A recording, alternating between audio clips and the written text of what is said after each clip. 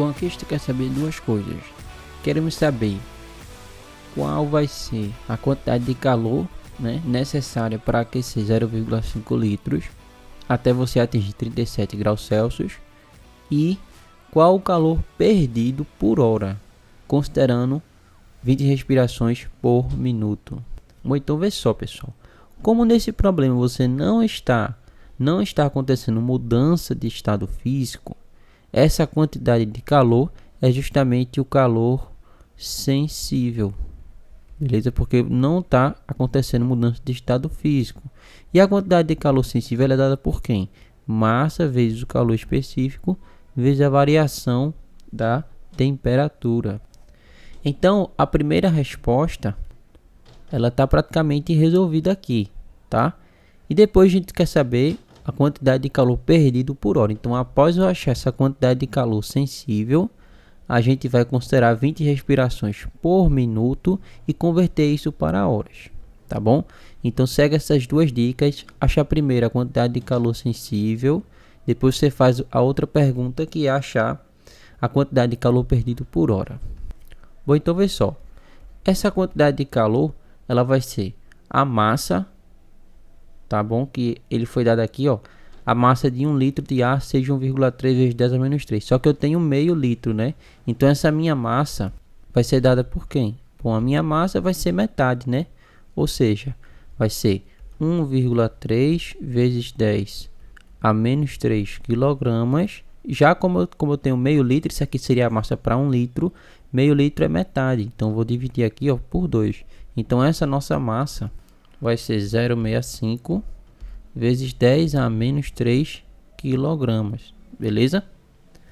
Então a quantidade de calor aí trocada vai ser essa massa, que é 0,65 vezes 10 a menos 3 vezes o calor específico, né, que é 10, que é 1020, vezes a variação de temperatura. Aí vê só, aqui a temperatura está em graus Celsius e o calor específico ele está em Kelvin.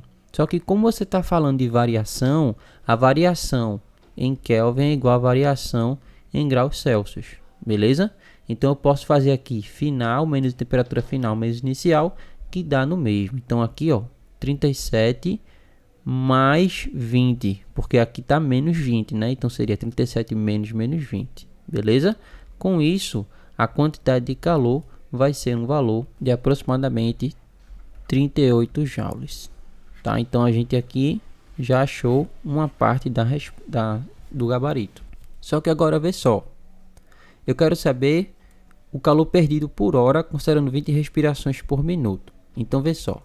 Aqui eu vou colocar a respiração e aqui eu vou colocar o tempo. Beleza? Veja bem. Eu realizo uma respiração, quer dizer, 20 respirações por minuto, ou seja, 1 minuto.